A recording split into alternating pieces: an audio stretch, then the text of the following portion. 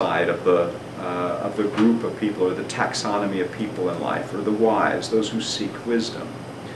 Proverbs, however, is convinced that the majority of people in life are not wise.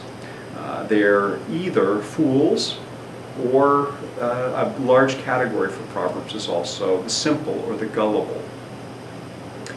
Proverbs believes that life is a struggle, and you're going to be enticed by both ways in life, of wisdom and of foolishness. And in many ways in life, you are a person in the middle, a gullible person, a simple person. You don't know which way to turn. There will be enticements from every side of the road. In the first 9 chapters of Proverbs, it characterizes these under the guise of a woman who's trying to deflect a young man from the way of wisdom. But the gullible or the simple is a person in the middle between wise and foolish.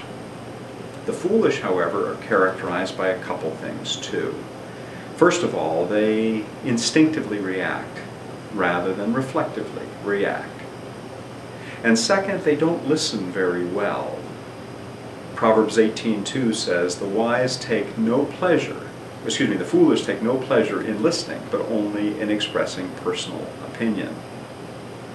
The foolish person lives with such a cacophony of noises in their mind and in their heart that they can't quite slow down and assess with discipline, with accuracy, the lay of the land before them, or the things that are presented to them.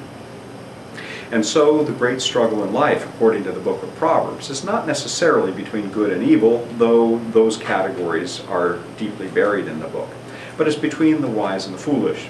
And the challenge before us as we enter into the study of Proverbs is whether the life of wisdom or the life of foolishness will be ours. The life of wisdom is a life of discipline, but the Book of Proverbs believes that it can be gradually attained over a long time and lead to satisfaction and mastery of the ways of life. My book, Wisdom Seeking 30 Days with the Book of Proverbs, seeks to lay out how this can happen in a series of 30 meditations. Before closing this tape then, I'd like to talk to you just briefly about the Book of Proverbs itself so that you can get a sense of what you would be looking at. Most of us think of the concept of a proverb as a short, pithy aphorism or statement giving general truth about life.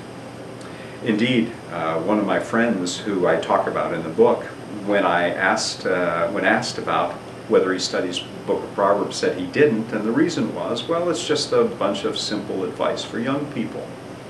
That couldn't be further from the truth, even though there are many brief and pithy statements in the Book of Proverbs.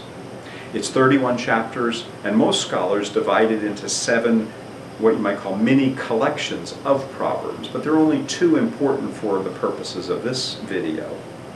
The first are the first 9 chapters of Proverbs, chapters 1 through 9, and those are characterized not by the short, full aphorisms, but rather by long expositions of what you might call orientation to life or orientation to wisdom.